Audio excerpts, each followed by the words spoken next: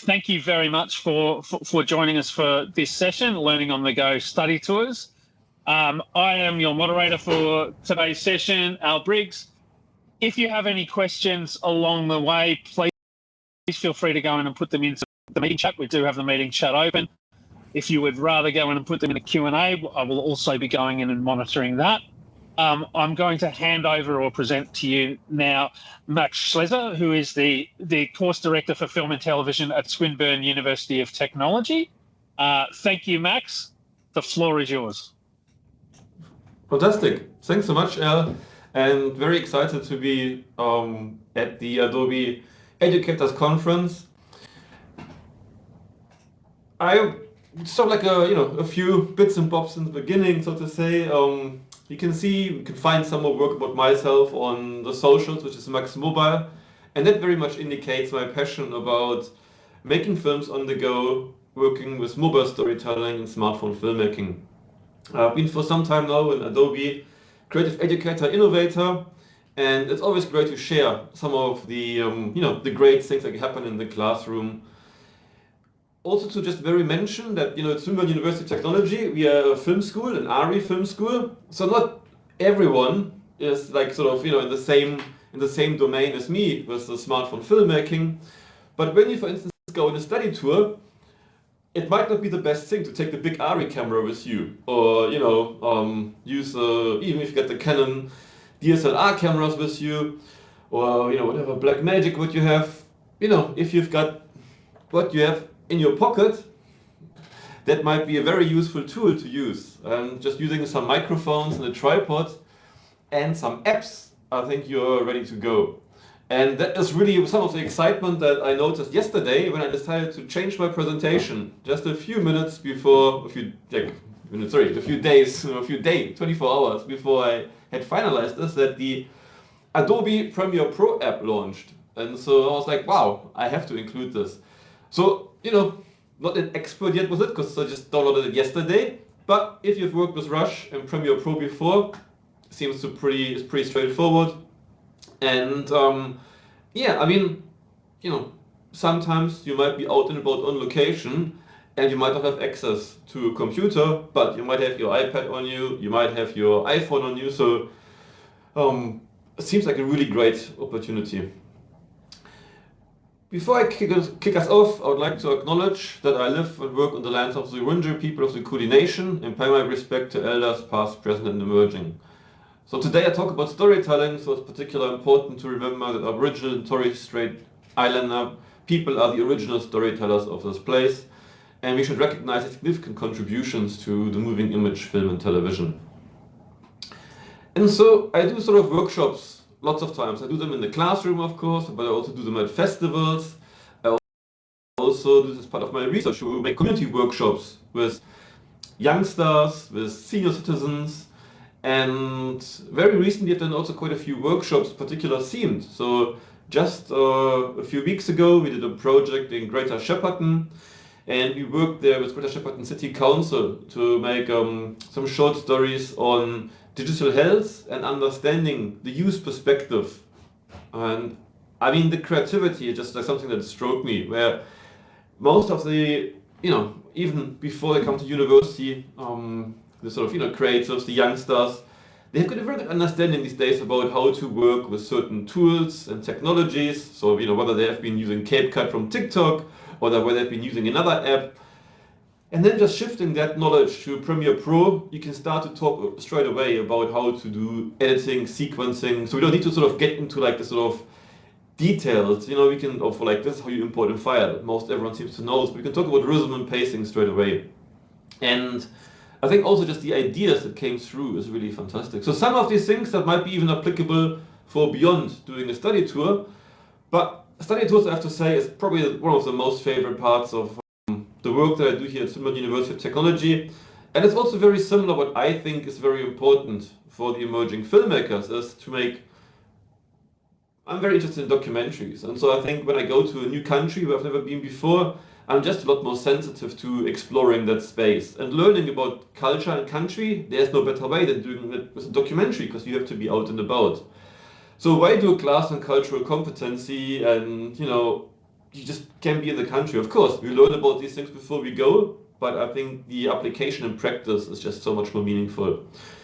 And the thing that really excites me as well is when we get students to work together with students from other countries, these friendships that develop, which I think is very important these days. If you can make international connections, it's just an amazing opportunity. Just as it's about to happen, and on my other computer in the background, I'm rendering out a DCP file at the moment. So I run for like the last 14 years a smartphone film festival, which is called MENA. If you'd like to join us, we are at ACME here in Melbourne on the 24th of October, and then 27th, 28th, and 29th October, we also have a screening on Federation Square. And on the 27th, we're presenting a program which is called New Voices. That is mainly works being done here by some of the first year students at Swinburne University of Technology. And it's just amazing to see how in 6 weeks students come up with some very interesting ideas and really push aesthetics. And they look fantastic on the big screen. So if you happen to be in Melbourne, join us. So what I want to talk about today is study tours. And so one of my colleagues, I've been at Swinburne now for almost like 9-10 years, and 9 years, yes. One of my colleagues has been going to the Berlinale for a long time. And so I think you can hear from my accent, at one point it was maybe good to take Max, because he can do a little bit of like on-spot translation when your Google translator doesn't really work that well. And so it was a fantastic opportunity, and it made me think a bit more about what else we can do. And so I will talk today about the study tours we did to Berlin, and then I was successful in securing some funding from DFAT, and so the Department for Trade and Foreign Affairs have a new Colombo plan, which is supporting study tours. So it was really fantastic to get this support. That meant that students had funding, a scholarship, that paid for their flights, that paid for all the costs on location, transport, accommodation, and the things that we need to eat when we are out on the boat. Which, of course, if you go to a country like Malaysia, is just one of the highlights too. So you can see it's definitely one of the favorite things that I like to do. It's really full on, I have to say that as well, because there's lots of organization being involved. At the Berlinale, we mainly attended the film festival. In Sarawak and in Dhaka in Bangladesh, we produced documentaries in just 2 weeks. So it was working for 2 weeks to have a rough cut, a draft, producing a draft, rough cut, and then almost a fine cut, almost a finished version to show it on location in the country is quite important for us. So we get some feedback from, our colleagues that we've been working with. And for this year, next year, working on it already next year, I hope to go to China. And so, it's all about like engaging with storytelling, learning about the cultures and the countries, and producing some work. And some of the students have been doing really well. So, just a bit of an intro to what we did in Berlin, the study tour. We normally go for 2 weeks or a little bit longer. We had also the opportunity to go to Munich before, or sometimes my colleague Jill goes to Prague before. But attending the Berlinale is just amazing. So like most festivals can be quite difficult to get accreditation for, but the special thing about the Berlinale is it's open to the public. So it's not like when you go to Cannes Film Festival, you can't even go to a hotel without showing your film festival accreditation. So it means there's lots of audience members from the public, but also there's lots of filmmakers. And so students attend some very special screenings, there's lots of events on. It's a fantastic opportunity to meet filmmakers as well. And so, like one of the prompts for my students is, just please feel free to talk to the people that you're queuing up with, because there might be like, a filmmaker in the session. And you get then the opportunity to ask some questions to some of the filmmakers at some of the sessions, which I think is always like a very special opportunity. And the whole city is full of creators, is full of filmmakers. There is also different exhibitions and different other events that are happening at the same time. And I have to say students are doing really well, because if you have the accreditation for the Berlinale, you need to get up quite early. to attend the registration for each day. So sometimes the students get up at like 5 or 6 a.m. to be the first one in the queue to get the tickets for the day. And then they normally see 2 or 3 feature films a day. They sort of do that for over like a week. So you really get your update with what's happening in filmmaking. And you know, the Berlinale is one of the big film festivals next to Cannes and Venice. We also got to see some film studios, which was of course lots of fun to see some of the film sets. We had, when we were in Munich, a really great session with the Hochschule for Film and Fernsehen, I actually got it handy here, which is a fantastic film school in Germany. They're the first film school, only in West Germany, you know, but then of course the first film school was in Babelsberg next to the studios. And so, one of the exciting things that happened, we did some seminars, we screened some of our films, the films we students made. The students from Munich screened some of the films, and then the students decided to meet up in Berlin, in the Berlinale, without us doing network organization. So that means you establish some contacts straight away. And so this is where you get the accreditations, you know, in the morning. Or you also then in Berlin, of course, we jump to Potsdam, where these big, where the big film studios are. And so, you know, everybody started to see the films that there as well. We had also some guest lectures from some colleagues in the writer's room. And yeah, just seeing, you know, like the big film sets is pretty amazing. So still being used for like things that are very difficult to organize in terms of accreditation for like, you know, like film industry, you want to film in a prison or hospital, these sort of things. So that's where film sets are still being used a lot.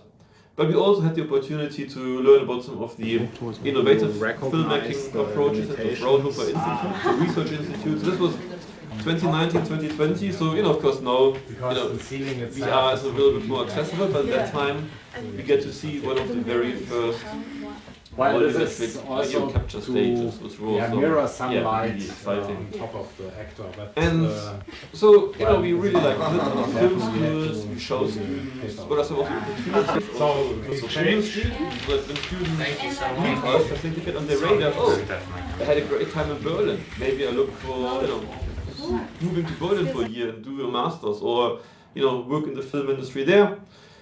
And then what always works very well is we use these dinners that become a great session on terms of learning a lot more about culture, contemporary affairs, and really talking through what's going on. See for Sarawak. I'm a fan of Filmic Pro. My name is Max Schleser, Associate Professor for Film and TV and Course Director at Swinburne University of Technology, Melbourne, Australia.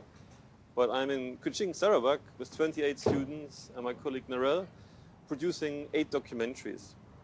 Working with a smartphone has lots of logistical advantages for a study tour. We don't need to carry lots of equipment with us. We can work with communities and be very much creative. So when ideas strike, we can go out and film. Be very spontaneous, filmed at festivals, rituals, animals in the nature. The accessibility, the flexibility we wouldn't have working with big camera crews. We also had students that are not from a film and TV background that joined us, and it's just been really fantastic to see how they captured time lapses and engaged in storytelling. Storytelling is a really great way to connect to cultures and country, and so while we're making films, we learned a lot about the richness and the diversity in this beautiful place of Kuching, Sarawak, Malaysia. I'm a big believer in connecting with your passion. And when you connect with your passion, it means you can flourish and be your best. And my name's Narelle Lemon. I'm a professor in education with Swinburne University of Technology in the School of Social Sciences, Media, Film and Education. And I'm here in Kuching, in Sarawak, Malaysia, Borneo, with 28 university students from multiple disciplines of film, television, education and arts, creating 8 different documentaries about history, culture, the people.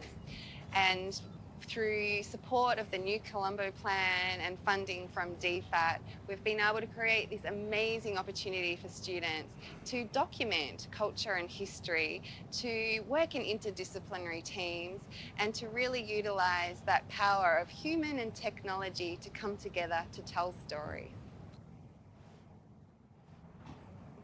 So you'll see that my study tour videos increasingly get better too, but you know, that's sort of one of the things. The next one, I worked with some colleagues from Daffodil International University,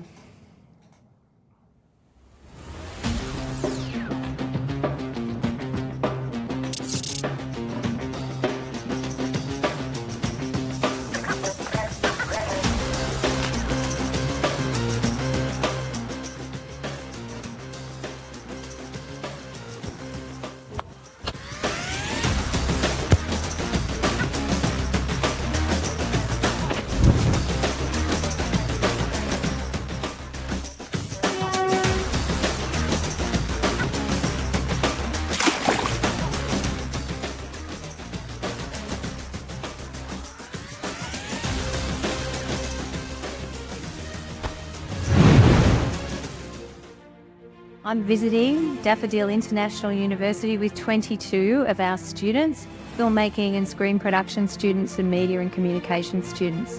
And we had a lovely workshop. Dr. Kabul ran this great workshop on Mojo, so mobile phone, mobile journalism filmmaking, which was fantastic for our students. We visited the city centre of Dhaka, we visited the parliament.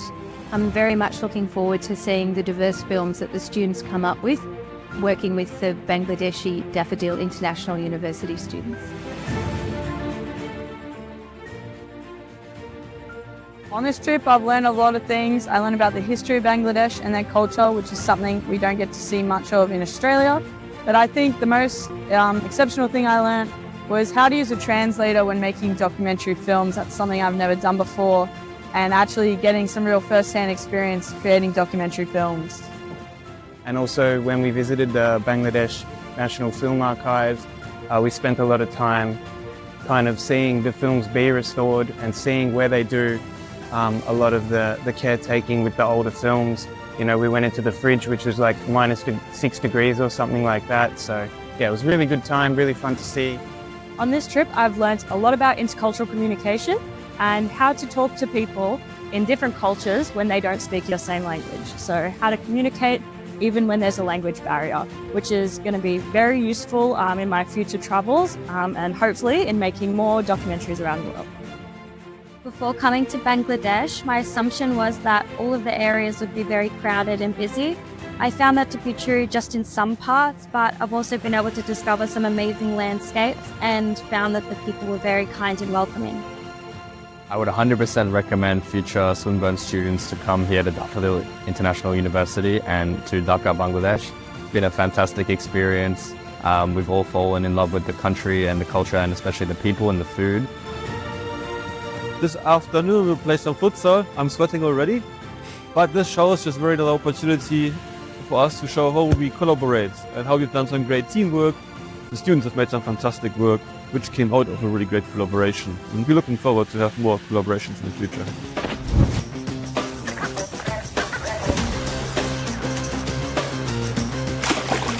The cultural and celebration night was my favourite night of the whole program. We got to eat a delicious dinner, we got to watch our documentaries that we had made, and we got to see some beautiful dancing as well as walking on the ramp. It was so much fun, and we got to dance with all the students. Everyone enjoyed themselves so much, and we love Bangladesh and everyone at DIU.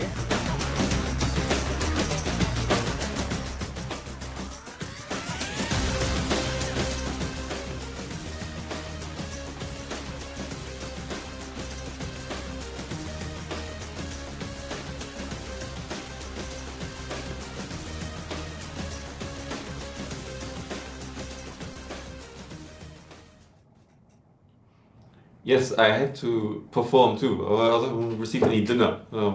But you know, you learn something new, even dancing. It's, I think, really some of the key just takeaways. I think one of the things that we did was really successful to form some teams. So we start collaborating with the students from Dhaka or from Malaysia, like even before we go, so that we've got some contacts established. So when you arrive, you sort of know some of your colleagues already, at least a little bit. Of course, some of the stories change. We start exploring the environment, but it really helps to sort of start to be ready to go, really. And it is full on to create them really in 2 weeks. So if you spend a week filming and a week editing, I mean, of course, nowadays with Adobe, there's some really great translation options, but some languages in Malaysia, which are First Nations languages from 23 Dayaks, of course, they are not, you know, in any translator. Also, Bengali has lots of dialects, and so they're not also available to be translated. So we have to really work with the students and with like our colleagues to do the translation. So it's a big job. Some of the great subtitles, of course, they work a lot easier now in Premiere, but I still have, some students haven't done this. Like I said, the screening on location is very important for us to sort of get some feedback, and then we finalize the videos. Just do a little bit of color grading, maybe some audio sweetening when we come back, and then submit them to film festivals too. But I think the most important thing is really to see that students form friendships through producing creative work. And that wouldn't have been possible without having the local insights and of course speaking the language from the colleagues and the friends that we work with. What I really enjoy about the study tours is that what we normally have as a breakfast turns into like a team meeting. So I have these 2.5 to 3.5 hour breakfasts where I catch up with all the students, talk about their projects, talk about what the plan is for the day, what we need to think about for the next day. But it's also a really fantastic opportunity to get to know the emerging filmmakers a bit better. Because normally 3 hours in the classroom, it's always week 6 or week 12 for assessments, everything goes like pop, pop, pop, pop, it's very rushed. So like you can have some time to really like think through and talk through some of these ideas. And yeah, it's full on in a way, like but the experience is transformative. So when I see the students now on campus, they're like, yeah, produce international film, I'm doing this next year. So it's really like, I think the confidence that they grow is just really fantastic. And yeah, I think being out and about, you learn so much, you engage with culture, you learn about the country, and I think you sort of become more sensitive for future projects. This is like, very proud lecturer post, so to say, very proud to also feedback that some of the students have done really outstanding work.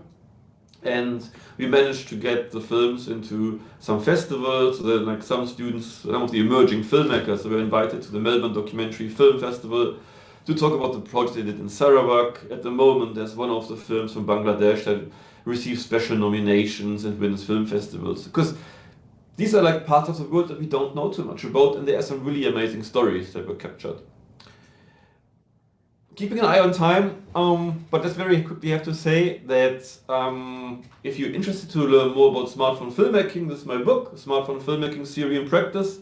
So it's not really like a technical how-to guide, but it's more giving backgrounds and some information about some of the inspirational work that filmmakers, creatives, designers, artists have been doing with mobile devices and smartphones. There's a section on film festival organizers, there's a section on filmmakers. There's some filmmakers that have decided, no, I only work with smartphones. And there's also a section on the creative industries, how there is now really like a shift towards understanding that smartphone filmmaking is a thing. And so Adobe is featured in there as well, of course, to the great support having multi-platform devices. If you'd like to learn a little bit more about storytelling, so if you're like a rookie, that's perfectly fine to get started. And I've developed this social media storytelling template. So if you just wish over the QR code there, you find some resources also on the Adobe Education Exchange. And it's not very much a bit of a brief template that tells you, here's some story plots, some story points you need to consider.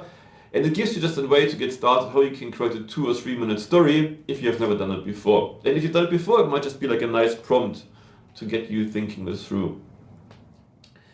So one of my favorite apps is Filmic Pro, because there's also the Blackmagic camera, which is for free, which means that you can film in various different resolutions. You can manually control focus, exposure, you can check your white balance, and I think very important, the idea of ISO. Like whenever I hear someone saying, oh, smartphone can't take a good footage, can't take good video, my response would be like, well, how are you doing this? And so if you understand that you keep your ISO low, under 100, you would even get some great images in the night. You just have to be very smart, thinking about where to introduce more light sources. You can plug in audio, external microphones, and there's lots of really good wireless microphones these days, and you can then again check the audio levels while you're filming, so that is a really great advantage. And of course, you can't do everything with a smartphone because the lenses are fixed, right? So you can't change the aperture, but you just might be able to move a little bit closer or further away from the subject. So just again, you be smart how you work with it, but you can start to consider what does shutter speed do, what does ISO do. So it's sort of teaching the basics of cinematography. And if they're too advanced, before you press the red button, just think about pressing the yellow box, and then the little sun comes up and you can, focus on which part of the image is important. If If you keep it pressed for 2 seconds, it locks the focus as well, and the lay low sun next to it will also help you with the exposure. So again, some very simple elements that whether you're a rookie or a pro, both works with smartphone filmmaking. You know, composition and framing is always very important, and I think the best thing is through experimenting. So when an idea strikes, you can go out and start to film. Taking some notes of your settings is very important, that you understand and can reflect what happens. But I think for me, those close-up or super close-up is something that's in the world of smartphone filmmaking. If you're out and about during sunset time, you know, you don't need too much light anyhow. So at the moment, I quite like to work with small rig. It's just very much nice because whenever the phones change, you can keep the same, you know, rig, so to say. Sometimes for interviews, you might need a tripod. There's also these different lenses that you can get. So, for instance, when you film in a place like Malaysia or Bangladesh, which is so overcast, that really helps.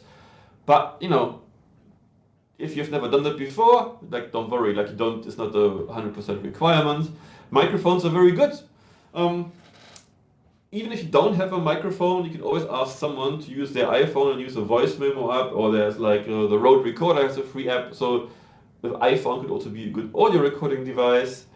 And then if something goes wrong, there is the Adobe podcast tool, which I think is really fantastic. You know, things happen sometimes that you know, forget to plug the cable in or forget to have the microphone turned in. So like, you know, if it happens, okay, you know, these days this tool is pretty good. It's not a guarantee, but it's pretty good.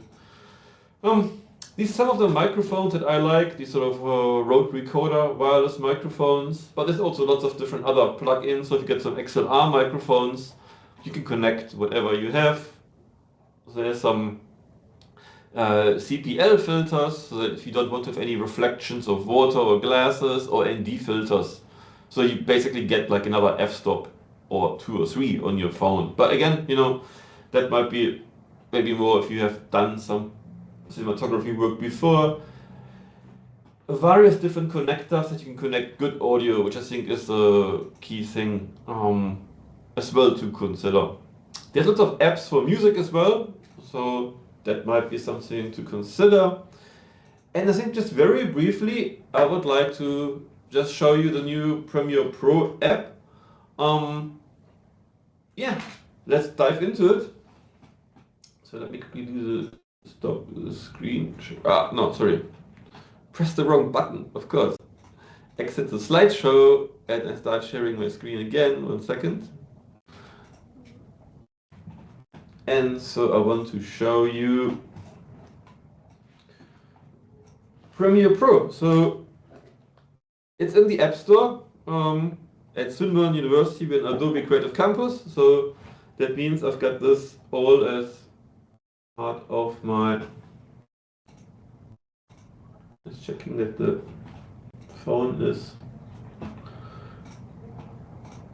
1 second. So actually, good tip I'll show you for if you want to demo it in class. You can use QuickTime Player, and you just go File, New Movie Recording, and then there is. Normally you see yourself, but then if you just click on this little triangle, you can go down and just check that you have for the screen your phone.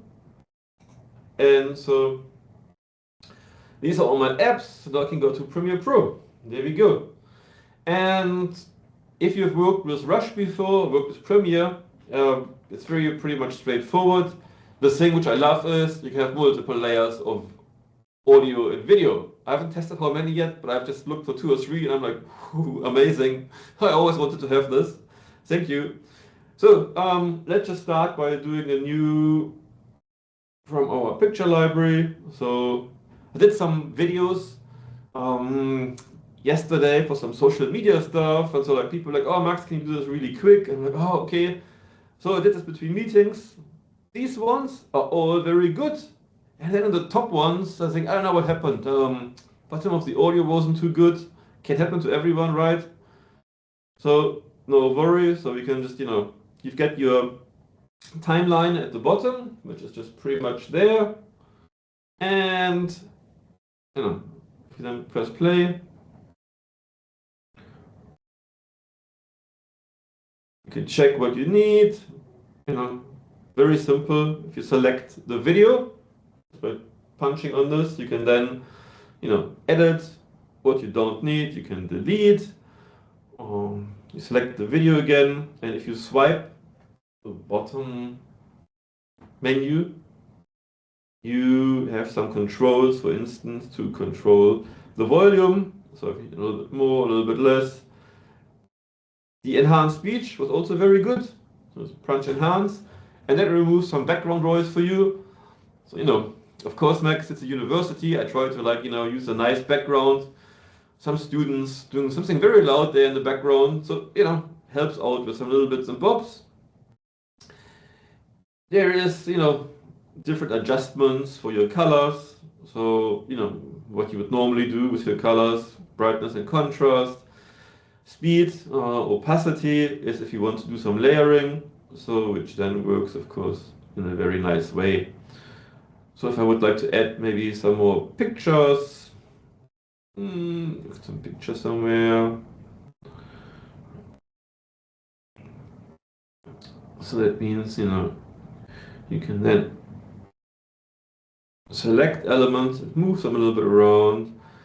If this is too small, you could just use the automatic function to enhance it, or you just use your fingers and make it bigger as required. What is also quite nice is that you have add a little quick title to the beginning. Let's say Max's demo. Okay. Move this around. I quite like that one. There's some different styles. Do something more bright. Okay. White. Yeah. Okay. So, I think pretty straightforward way to do some quick work for socials. That works pretty well. If you punch that button at the top, I think that is really fantastic if you work in a sort of video way, traditional 60:9, or you do something for socials, or you do something for LinkedIn or YouTube or 1:1. So it gives you all these presets wherever you want to go, and then on the top right you can just punch export.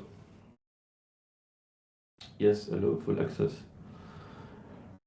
So just very quick demo. I think I would like to keep some time for some questions that anyone might have.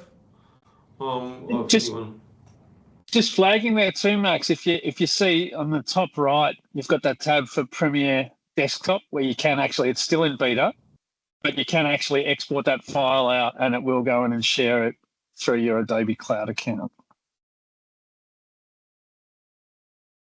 Okay, cool. Yeah. So just if you need to go in and, if you're a filmmaker such as yourself and you're wanting to go in and do that higher end video editing, or really wanting to go in and take advantage of Premiere Pro, this is the nice sort of simple transition tool. But obviously it sits there in that space where it's just a little bit more advanced than Adobe Express as far as the editing stuff goes. Very similar to what Rush used to be. I had a question for you. It's one of the things that we're finding Australia-wide and particularly across the entire higher education space, both vocational and sort of traditional higher ed, is the idea of storytelling being at the heart of assessment when we talk about sort of things like authentic assessment.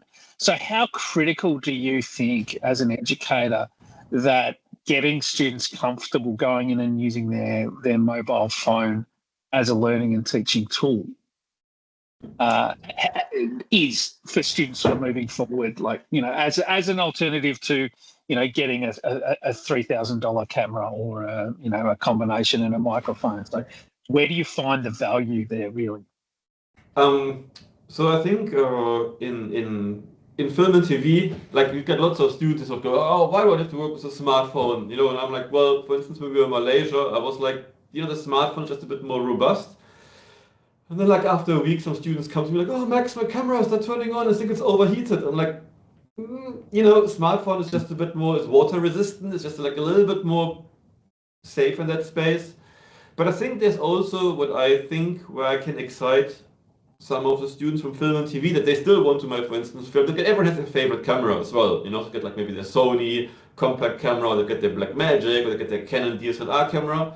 These days in Premiere Pro, you can do some very good color grading. There's even some plugs in Film Convert that if you've got camera 1 in your iPhone, you can just change the color profiles through the lock modes, and that means it helps you to not see that much difference. So of course, if you are like a cinematographer and if you've done a few of these projects, you might be able to see, oh, this might be like a little bit different in the color spec, but I think for most people, they'd be like, oh, this is just all the same. And so that means some opportunities are sometimes when you don't have the camera with you, or you don't want to take it to certain environments where there might be, you do a long hike, or you do, filming in a public place. So I think it's like when you are, for instance, filming in Dhaka, isn't that easy? If you're in a big city, and like when you just put yourself up there with, like a really big camera, you might get a bit more attention than when you stand there with your smartphone, So I think it's just being very clever about for how you use a certain camera in what way. I think for some of the things that I like to emphasize students is you only become a better filmmaker by making more films. And so sometimes before you go out, maybe just take your smartphone and film the location that you take the big camera into. But it makes you think about, how do you frame? How does the lighting react? And so these days everyone has a smartphone on you. If you've got an app like Blackmagic, which is free, you can control focus, shutter speed, exposure. And I think the tip that you just showed me was really fantastic, that you can upload some clips, just share them for approval, or share them with your colleagues, through the Creative Cloud. You can then refine things. So that's like really fast workflow. So I think there is some, but I mean, then also what some students realize, they get really excited when you think about the big blockbuster project. So at the cinemas, so I think it's still on, this 28 years later. That horror film is all filmed on smartphones. All shot on iPhone, yeah. Steven Soderbergh, he made this film Unsane, had like $2 million budget, but if you've got $2 Australian, that's fine too, so pretty much the same. I mean, of course, $2 million budget means lots of money is spent in color grading and sound, so which pushes on these edges, but technically and conceptually, it just means you can do this. And so not every story is maybe great for working with a smartphone, but if you're doing things like zombies running around, or Unsane, this is sort of psycho thriller when the images looks a bit more crisp, a bit more edgy, it actually works for the authenticity and the aesthetics of this particular project. So thinking about the advantages, there was one film which made also all the really big film festivals, Tangerine, which was sort of really filmed, in the streets of like South LA. So again, if you film on location in South LA, I think, is whether you're in Dhaka, Bangladesh, or South LA, you will attract attention. And so, but then also like if you film following some actors into a taxi and then out, so fast, quick mobile movements you can do with, a smartphone. Of course, lots of people use gimbals these days as well, so that is a very agile way of being out and about on location, and just being very close to the actors, and keeping that momentum, capturing this spontaneity.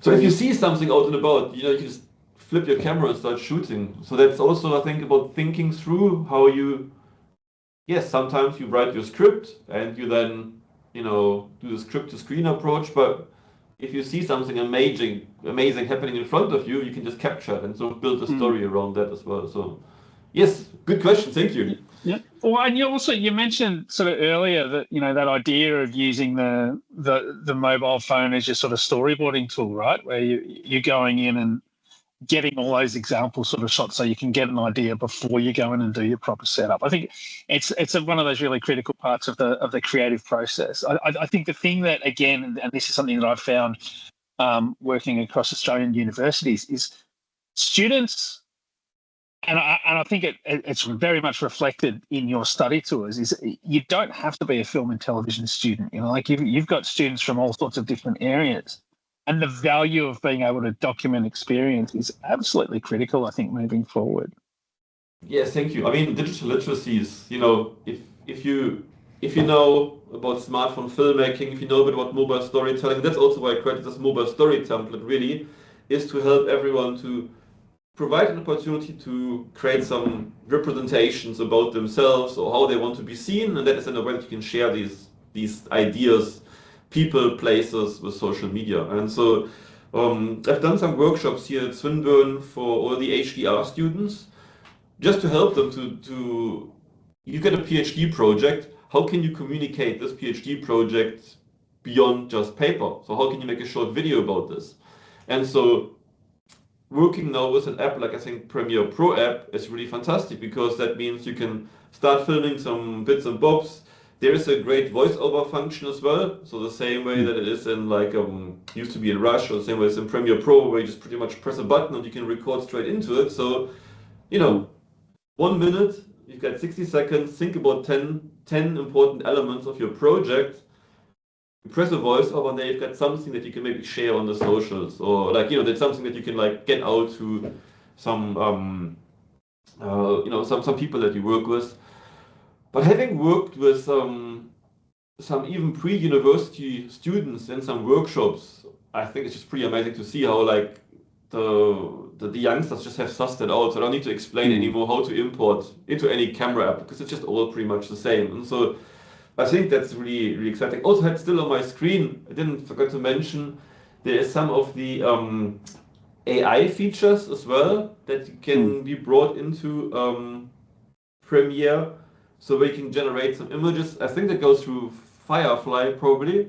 Yeah, Firefly's built into Premiere now. Yeah. And so like when you just start talking about storyboarding, I'm like, that might be like also like a way that how you can, you know, visualize your ideas as a mood board, as a storyboard.